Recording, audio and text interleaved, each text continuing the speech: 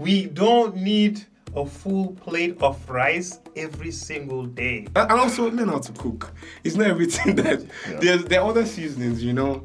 It's not everything that you just pour Maggi inside and then Maggi, Jumbo, Goya, all of I them. shouldn't suffer because of your lack of poor hygiene. You know, they say like, the best nights are the ones you can't remember, but that leads to trouble, man. But but at least you want to remember something. At least have some valid stories, besides the ones that they recorded of you that you don't want anyone else to see.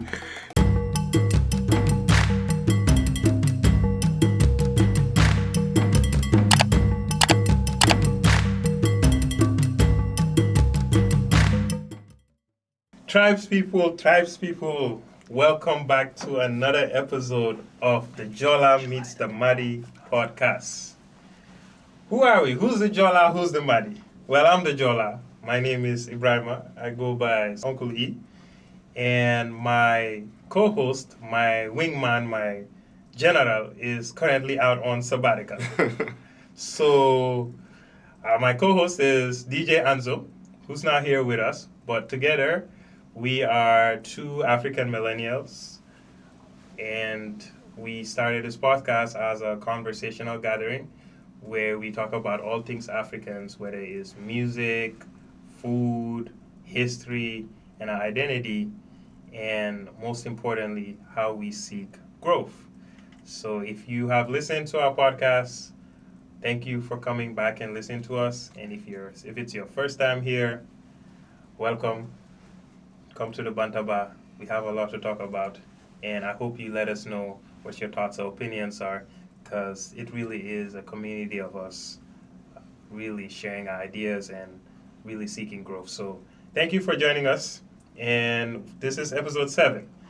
Today, I am happy that one of our favorite guests, our Major Don, the Don of the podcast. I sound now. He has returned, guys. He has returned. You see, he just likes us so much. We had him for one episode, and we had to bring the Don back. So, Vic, we welcome you back to the podcast. Good to see you, bro. Hey, you're looking good. How you feeling? Appreciate you, man. It's always good to be back, man. Yes, sir. Today I can even role play as the Maddy. No. Today we go rebrand. Okay. So yes, welcome back to the podcast. And for those who have not maybe got a chance to listen to our last episode, could you please introduce yourself again? Oh yeah, my name is Victor Mopiton. I'm I live here in Seattle. And just a proper Naija boy, trying to add to these conversations about our people. Mm-hmm. Sure, not the Karelas, Naija, not the Karelas. Exactly, you know the vibes now. Vic is one of the few Nigerians I actually like. What did the rest do now? You have a pass. You are the exception, sir. But nevertheless, Mam G knows. No, but welcome, Vic. Welcome back. So, today, Vic, we want to talk about why we don't live a long life as fellow West African men. Why our family members, our uncles, our loved ones have sometimes unexpected deaths. Why we see sometimes the chronic health issues in our communities. And what are those reasons? What are the contributing factors? Because what's hidden is habits when it comes to our health and wellness that has been stacking up for years and years, unnoticed, untracked, undiagnosed, that all of a sudden it happens and a loved one falls down. We might say, it was his time was up, or, it was God's plan, blah, blah, blah. But let's be honest, there were underlying behaviors that contributed to that.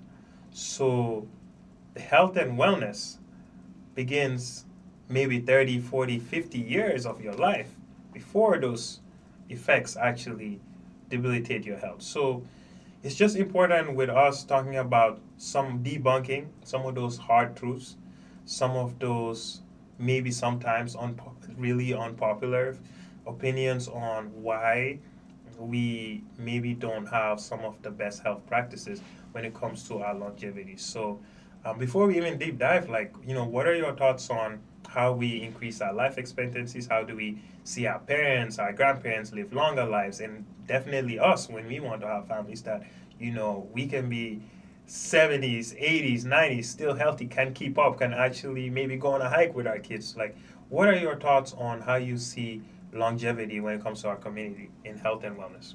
Yeah, now to add on to what you were saying, I agree. It's not always our village people or, enemies from our mother side. If you went to Mountain of Fire, you know what I'm talking about. Yep. It's one, I would say our culture has, times have changed. And the way we live has definitely changed. The professions we used to do, things like that have changed a lot. But we haven't changed our diet to match it. So certain parts of our lifestyle too have, kind of remained more, just not as active as they should be. Yep. And also we're exposed to more, more potential diseases. Just we're exposed to more. The world is a lot smaller these days, and we need to catch up as well. Health infrastructure needs to catch up. Our lifestyle needs to catch up. Facts. Our diet also needs to catch up. I would say those are definitely some things that are, that lead to us not, getting to, should I say, our expected life expectancy. Yeah. I agree with you. And you said one important thing, which is the lifestyle. And a lifestyle is derived from accumulated habits that might lead you to have a healthier life or one that is deteriorating. So I wanted us to go back and forth in really talking about those lifestyle habits that really bring us back when it comes to our health and wellness. Why us as African men, we don't stay healthy for a long time has to be based on lifestyle behaviors. Would you say so? No, I would agree. I definitely agree. So today, I think for our format, we each did our homework and we thought of what are some of those lifestyle habits that are bad health practices when it comes to our wellness as African men. So we will share maybe 5 or more. We're going to have them as thesis statements on what prevents us from being healthy long-term as African men. So are you ready? Yeah. Oh, run on. All right, let's go. Mam G. Drum roll. Saying, bro? Drum roll. So I'll go first here. When one of my first thesis statements when it comes to what I feel really strongly about here. The mountain of rice and oil stevie... let me Yeah, allow him land. Let him land. Okay. The mountain of rice and the oil-heavy stews were for our ancestors that did manual labor all day. 100%. For us, it's a recipe for diabetes and heart disease. Yep. We don't need a full plate of rice every single day. Yeah. Our ancestors, they were farmers. They were out all day. They were doing hard labor. And even then, they weren't eating rice every day. They were using alternative whole grains like sorghum. Like for us, we have the millet. So having to eat rice every day, and if we eat rice, where's the portion control? That part. They were also farming their own rice. They were farming their own rice, not importing the rice. Yes. So a lot of times what leads to high, those diabetes and the high cholesterol, hypertension, a lot of these comes with our abuse of imported rice and our lack of portion control. And where's the fiber in our foods? Instead of a full plate of rice, how about half a cup? And can you add a cup of vegetables in there? Is that too much to ask? They don't go grill. Half cup of rice, they don't go grill. Half cup of rice? That's too much can they trim the J rice from a full plate to half cup of rice? That's too much to ask? Yeah. Man, honestly, that's a big thing. Just that mountain style of rice. Yeah. And honestly, especially growing up, like looking back now, it's just like, we had no business. We had no business with that mountain of rice. I'm saying, bro. Like, if you think about the amount of calories inside just that mountain of rice, just the amount of glucose that you're taking. I'm saying. And, sometimes that could be lunch, and then that could be dinner too.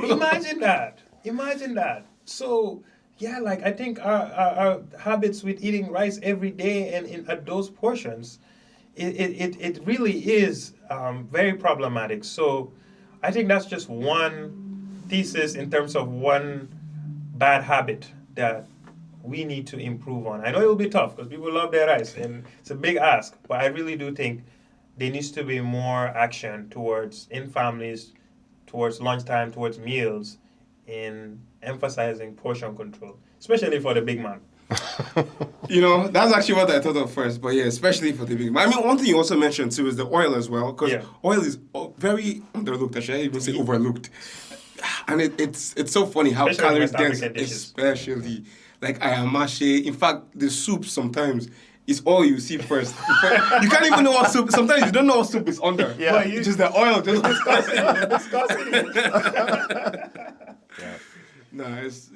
it's definitely something we need to control. All right. Okay. So Vic, you got the second one. What you got for us? Okay. This one is learn how to cook. Maggie will not save you. Hey. And this one, it's something I've struggled with myself. I can't even lie. Yeah. But when we're cooking, you put 2 no Maggie, 1 Goya, still add salt, join. Sodium on sodium on sodium. Sodium And it's overload. like, and honestly, I can't lie. This food tastes good. The food be seasoned. It be bushing. Exactly. It be seasoned. But then at the same time, look at how much sodium we're consuming. And we're not really doing things to counteract that sodium. Yep. Like, we have fruits back home, but people don't really eat fruits as part of like a daily diet. It's like a once in a while, they need. But you need things like potassium to balance sodium out. Like from banana or from wherever you get it from. But it's not really something we're doing. Also, like, you need for someone who's going to be eating. If you're doing chronic amount of sodium, you need to bring that one down. There's no counteracting. Mm-hmm. But even when you bring it down, there's still things you can do. Just a more cardio-heavy lifestyle, maybe where you can only drive to work. So then you have to intentionally be the one to, do something that will make you that's active. Get your heart up. A reason to sweat, sweat out the sodium. Obviously, you can't. If you eat too much sodium, you can sweat out all that sodium. Yeah. But, it's just, there are definitely small changes you can make to make things better. And also learn how to cook. It's not everything that there are other seasonings, It's not everything that you just pour Maggi inside and then Maggi, Jumbo, Goya, all of them. Yeah. But I understand because it be seasoned. We have benefited thoroughly from very seasoned meals, but yeah, I mean I agree with you. Like it's a fast track to clogging your arteries. Yep. Bro. And I mean, in Gambia, bro, sometimes I've seen people, eggs, they'll put Jumbo in there, bro. Guilty as charged, man. That's why we got one culprit out That's here. why I didn't want, I was like, it's something I struggle with. Eggs is, exactly. Listen. we'll put Maggi in there, we'll put mayo. Jumbo. It's too much. Please, It's too bro. much. I'm guilty of this. Mm-hmm. I'll eat one of my favorite meals, is super kanja. It's, man. It's basically, what? Okra stew, Okra basically. stew. And I can't have it without sprinkling Jumbo. There's just so no bad. way. It doesn't taste the same It doesn't taste as the what you same. expect it to taste. Here's the one that's worse is when they made it the liquid version. It justified. yeah. It justified me. I mean, it didn't make Have it you had more. the liquid Maggi? I don't think so. Boy, that did numbers in Gambia. Thank God I haven't. Boy, those experienced did it. numbers in Gambia. Those did numbers in Gambia. The liquid, man, we'll have it. Anything like the stews, you put it with it. Yep. Bushing. It justified it. It Basically. justifies They're it. like, the liquid version is healthier. People now think that liquid version was healthier. Sodium. Sodium overkill is crazy. Yeah. It's my dad sometimes when he always was sodium sensitive. So although like sometimes we would have lunch and he'll have it and the rice was over salted, he'll be like, oh, the rice has too much salt, blah blah blah. So I used to be like, why is this guy always complaining? But he kind of has a point. Like we don't need to go crazy with the sodium overload. I think I don't know, I'm not a doctor on this, but I think genetically we actually retain more sodium as West Africans, maybe due to regional being in tropical environment so our bodies naturally want to hold on to the sodium. And that's why we have family histories of diabetes and hypertension. It's a genetic adaptation based on the regions we're from. So if we're not being at least aware of that, if we don't know what our family history of those kind of diagnoses are, this is what happens. And then you go 20, 30 years of Maggi and Jumbo and all of these, that's how you end up having hypertension. That's how you end up having, all of a sudden, oh, what happened to him? He had a heart attack. His arteries are clogged because he was going unmonitored for 20, 30 years. So it's a major reason for our life expectancy. And yeah, jokes aside, we need to take immediate action on improving our habits when it comes to sodium abuse. True. And I would say like it'll be different if back in the day there was no information for people to be aware, but now we're in the age of information. Exactly. And something that I stand by usually is if you're presented with new information, you should be able to change your opinion on something based on that new information. Well, we know we're stuck in our ways. That's another point too. The longer you do these things, the more difficult it is to Very change. difficult. Facts. Yeah. It is. Bad habits It's die. easier for us, but when it comes to our parents' generation, It's too late. Imagine telling Might them be to too manage late. salt and pepper and they're like, no, pass me the Maggi. I'll explain that to my dad. He'll be telling me to pass the Maggi. So, but we don't give up. Our parents are stubborn, our aunties are stubborn, our uncles are stubborn. You need to play their game out with them, find different motivating factors to signal them to make those lifestyle habit changes. Don't just come and tell them stop this is bad for you, but find what they like doing and make them aware that if they want to keep doing certain things, if your auntie likes to travel and see the world and go all these places, well, the way she should be able to do that instead of going to doctor's visits and doing medical tourism is being able to cut it off from that sodium. So I think we just need to be more tactile in finding ways to help our parents, our loved ones change those habits. True. Yeah. True. So we'll move on. Number 3, I think I'm taking back the honors. Okay. You ready? Yeah. Let's hear this one. Okay. So if you are not flossing and scrubbing your tongue at least twice a day, Twice a day. your big man status stops the moment you open your mouth. Hey, man. Dental hygiene. Dental hygiene is directly related to heart disease. Yes. That's true. And Vic, let's be honest. Let's be honest. Vic. I know none of us can, or not all of us can afford to have braces and Invisalign, but the dental hygiene is missing, bro. Like, brushing, flossing, at least, maybe the tongue scrubbing, I think you still should. Maybe that one might be too much of an ask for people. But at the very minimum, when it comes to dental hygiene, flossing and brushing twice a day, like, I don't want to stereotype, but if I can speak from where I'm coming from, our dental hygiene is not the best. Sometimes I go home, bro, someone's talking to me, that breath is hot. It's a strong It's conversation. strong, bro. I'm like, it's a okay. very strong conversation. Strong. Like, it's just too strong, and it's just like it's not. What is it? Why don't we have good dental hygiene practices up to now? Like, it's not really there. Like a lot of the time. So, I just think there needs to be more emphasis on that. Like, we need to really make sure people are taking their dental hygiene seriously because it does have long-term effects. And just from a personal care standpoint, like this is your own hygiene. And how are we still here and dudes are not taking care of their dental hygiene? Like, come on, like we need to step up. So you cannot be calling yourself chairman, big man, all of these things, and even if you call yourself successful or all of these things, but the moment you smile, you're like, oof. You know what I'm saying? Yeah. Like, what's the issue? Like, do you have any reasons for why dental hygiene is not taking such a level of importance in our communities, for the men especially? I think it's one of those things. Unfortunately, sometimes it just gets seen as like flossing is not a manly thing enough to do, so people don't do it. It sounds crazy, but it's just certain activities that just people just feel like they can put to the side because it's not part of. And in a way, kind of how we're raised. Flossing wasn't really something that was. honestly, it wasn't even something that was preached to me much until I want to say I was in secondary school and we had those pig flosses that you'd use. Yeah. And it wasn't even for dental hygiene, it was just to remove Yeah. meat from your teeth, honestly.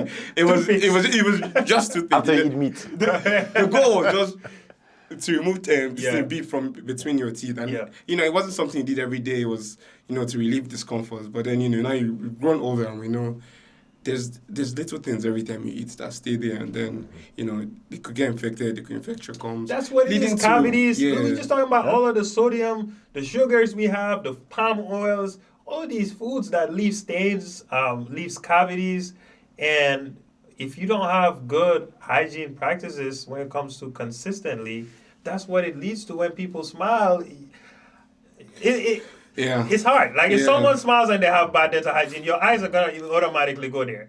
And I'm just like, it's just one of those. It's weird for you to see it because it's like you're like, inside you. You know what I'm saying? Yeah. So, I just think we're still have long ways to go when it comes to that. And a lot of times they make you feel like, like you think you're a white person or you think you're better than us. Like they make it seem like, you are in America or you're abroad now and you think you're too bougie or fancy. No, hello. Like this is the bare minimum. This is your personal care. And like that's something that you should value.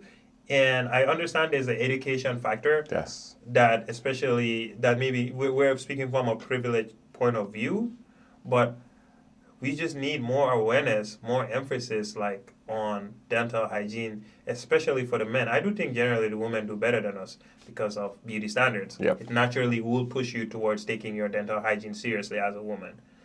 But with the men, there's no standards. There's no accountability. There's nothing pushing men to feel some type of way for having poor dental hygiene. Is there anything? No. Yeah, no. Funny enough, I don't know if you guys had the similar thing in Gambia, but back in the day, there's this thing, it used to be called chewing stick. Yeah. I don't even know if Uh-huh. that actually is the equivalent of flossing. Yep. Someone should do research on We it. have sochu. We had It's the sochu. same thing. It's the same thing. That's what it is. Yeah, chewing stick, Okay. Maybe that was what our ancestors did, and it made up for flossing. Mm-hmm. But, I don't know if that's sufficient today. But it's just... we have to realize our ancestors weren't consuming processed sugar to the level that we are. They were eating organic. They were eating whole grain, like you said. They actually, farmed and actually ate organic totally. Here we're importing all these juices, all these Maggies, the snacks, all the sugar. So crumble cookies. you know what I'm saying? Yeah, the snacks, man. Snacks, all of that. Yeah. So it's different. It's different. We're eating high sodium, high sugar that's processed now diets. So those chewing stick, or we call it sochu, it doesn't apply anymore. So that's why you need to floss now. That's why you need to scrape your tongue. That's why you need to brush consistently at least twice a day, because now our diets are consumed by all this processed, high sodium, high fructose corn, all these things that are so processed that you need to now have a better grip on dental hygiene. Otherwise you have a mouthful of cavities and all of these things. And we need to start shaming men for having poor dental hygiene. Really, it really should happen more. Touche. One thing I do notice that is when we were back in the day, there was a priority by the government and healthcare to always make these announcements on the radios about healthcare, about if you have this condition, you go visit the doctor or go do this. Yeah. Nowadays, I don't see that anymore. The government is like there should be like as Africans we know we're not routine to be doing physicals. You should go see your dentist twice in a year minimum for teeth cleaning. That doesn't happen. Well, again, it's obviously that's also a socioeconomic resources infrastructure thing. But again, like I said, at least prevention is better than cure. Cure, correct. So if you in the education system from when primary school, you have a strong emphasis on personal care and hygiene. I mean, we can go there, sometimes under the armpits, we've been there, man. Sometimes someone comes next to you, I'm just like, Body odor? Yeah. step away, sir. First of all, like, social distancing, like, please, what is it going on? Do you know what a roll-on is at the very minimum? Like, the hygiene sometimes, I'm just you're like, affecting the ozone. bro, you're a hazard. Why are you standing next to me, talking to me in my face? So, I don't mean to make it seem like, again, but I'm just like, come on. It's uncomfortable. not just specific It's just to us, uncomfortable. but it's definitely a thing we should. I shouldn't suffer because of your lack of poor hygiene, especially if you're a grown-ass man. Yeah. Especially with the climate. It's hot. Exactly. It's hot. It's hot, You're man. perspiring. Like, come on. Like, how do so, the hygiene aspect is just something we need to have a better grip on. 100%. So, that's my second take. All right, Vic, over to you. Let's see this one. What else you got? You're doing bottle wars, but your liver is crying for peace. Sheesh. This one too is 30 December. Shayo? I'm not in any place to tell people how they should live their lives and how much, but we should take. You want to do if you want to have fun, but you also want to have fun for as long as possible. Mm-hmm. There are things you're doing that's shortening how long you can have fun for, and like we spoke earlier on proportion, some things can be done to the right proportion. Yeah. We're going through the issue of fake shayo in some places. I won't mention any country, Interesting. but then Are they neighbors? like I said, I won't mention any country. But then there's even the real shayo too. It's doing a number on our livers. I mean, it's more than just the liver. The brain is affected too. But let's just focus, because when you have your liver down, it's processing other things makes it just difficult. Alcohol is poison to the body, but no one can tell you to live your life. So if you're going to do it, you're going to do it. But consider that like what you're doing is taking away from something else. It's kind of you're taking. This is fun you're having to reduce something else. So consider how much of this do you want to have to reduce, so much of that. Yeah. The longer time you get to spend with your kids in the future, like you don't want to sacrifice, time now to lose time later. Facts. Unless you want to, but you should at least be aware of that choice you're making. Too much of anything is not good for you. True. And I think obviously I'm not sitting here standing on a high horse as someone who doesn't drink, but if I did, I just think do it in moderation at the very minimum. And like it is poison, and I know a lot of things can kill us. So something was killing mine. Something was killing mine. Yeah, so a lot of things can kill us, and like you said, I do think you should live your life. And if alcohol is, something also that aids your enjoyment of life, hey, go for it. But like you said, there can be long-term health effects, and you eventually need to be aware of that and be able to know how to take breaks, be able to have better forms of at least moderation in your consumption, because like you said, we don't want to 20, 30 years later, like have kids and we have failing livers, and they're not seeing the best of you. They're seeing a deteriorated version of you based on when you were in your younger days. You're paying the price. So sometimes you gotta pay the price, and you might not see it right now, but it compounds, and like it could add up.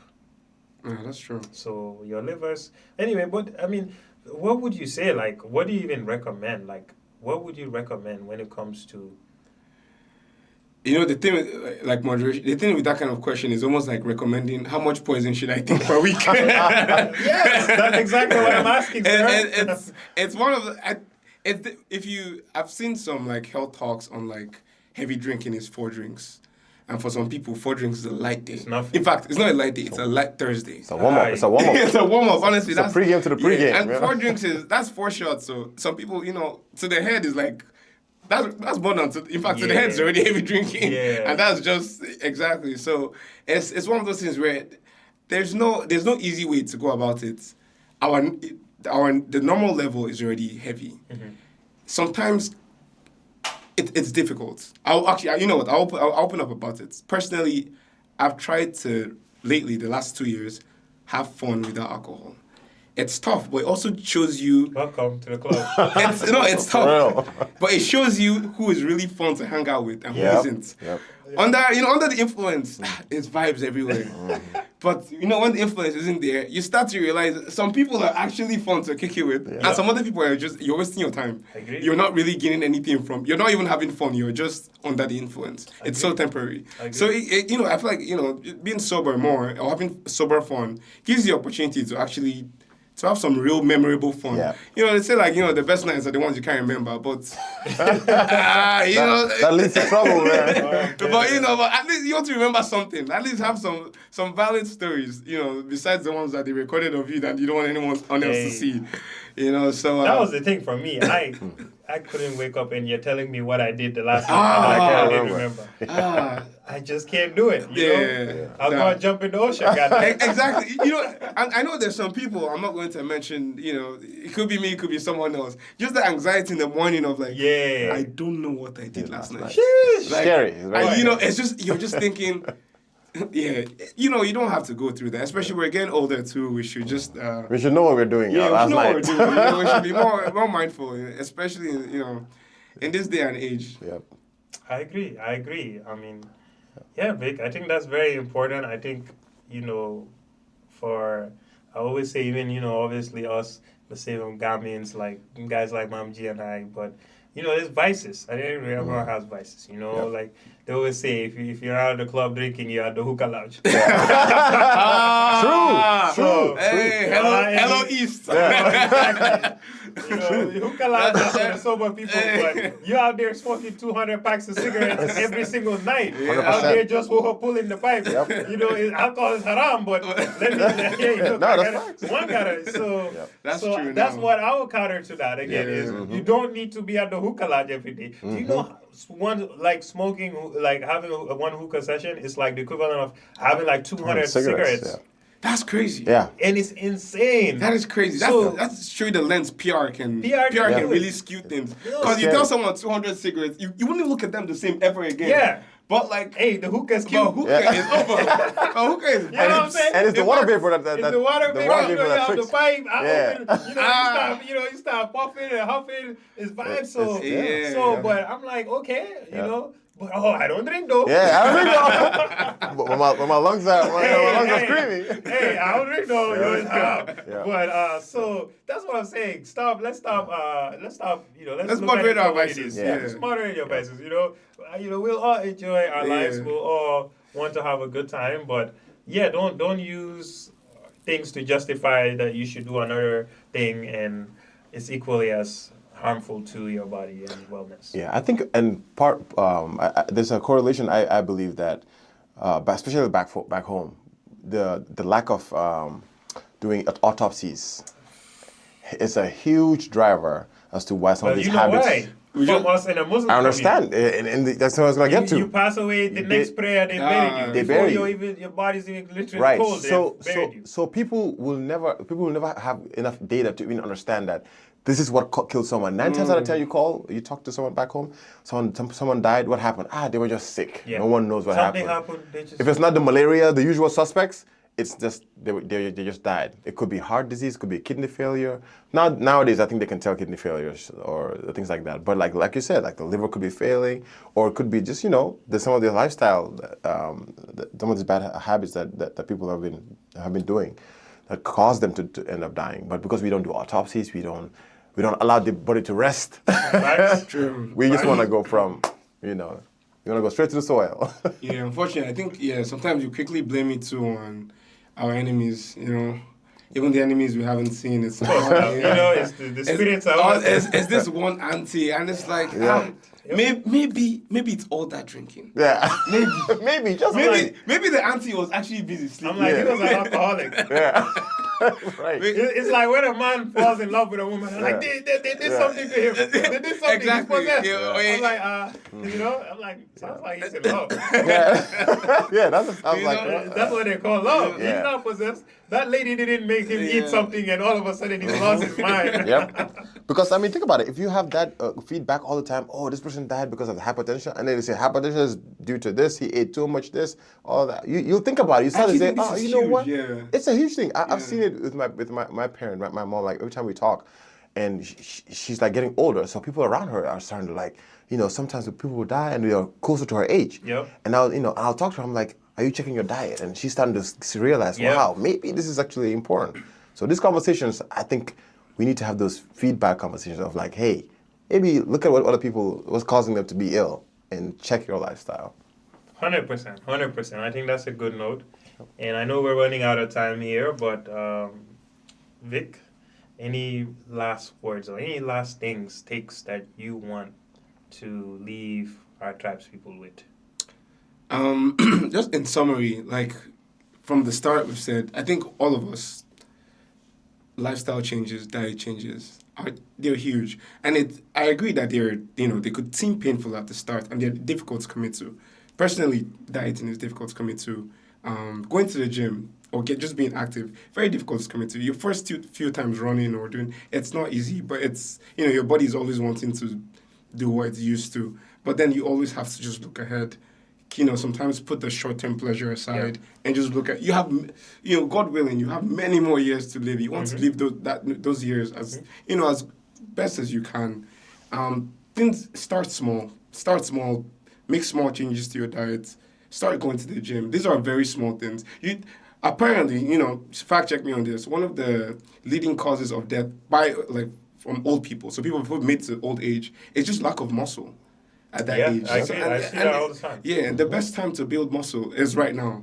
And however old you are, right now is the best time to start building muscle. Hey, tell that to the Pilates girls. So, don't want to at anybody, but like, I think Pilates is fun, but it's not strength training. No. It's not strength training. You should still build muscle. I probably do. I do Pilates on the side when they invite me to do it. But I know, like, at the end of the day, I need muscle in my old age. So I'm going to build it now. And it's easier to do it now anyways. And these diet things, if you can fix it, the earlier you start fixing your diet, the better. Don't say you start when you're 45 or by that time you're probably too locked in. Too late. You and Maggie are already like this. Your body will go into shock. It's not. You don't want to be 50 and tasting. This is the first time you're tasting food with only one Maggie. You start some of these things early. So I think, they're painful at the start or they're difficult, but I think they're worth it long term. Atomic habits. Yeah. And I know Mam G, he's behind the scenes. Any quick parting words for you? Yeah, man. I think you guys touched on some great points, man. I think one of the things I would say is don't wait to get a warning sign from your body to react. I know, me personally, I had a warning sign at some point when I had to change, my diet. I mean, I used to hit that Chinese all the time at night, man. Late night. And at some point, something happened. I realized, man, I need to change this, stop this, and man, me and salads became best friends. I would tell my friends, "Oh, I'm eating a salad tonight." They would laugh. They'd be like, "Man, this guy," It shows you how difficult this lifestyle changes are because 100%. the people around you too live the same lifestyle. So be resilient and think of the long term, like you just mentioned, and think about it, man. Atomic habits, and I think I echo everything you guys say. Just like we love our BMWs, our Benzes, and we take them for oil changes every 6,000-7,000 miles. Yep. You should do so with your body. 100%. Go and get your yearly checkups. Go and get your blood test. 100%. Go and get your yearly physicals. My older brother, Dr. Is, always used to say, us men will only go see the doctor if it's broken, bleeding, or burning. I'm crying. Hey, man. Hey. Can we please stop that? And be a little bit more proactive. With that, though, we conclude our episode today, guys. Major props. Thank you, guys, for backfilling for our sabbatical master. Brother Azo, we miss you. Number one of Uganda. For real. We miss you, but hopefully we'll have you back for the next episode. But this is it for the Jala Mr. Madi. Thank you for tuning in, and we'll see you next time. Thank you.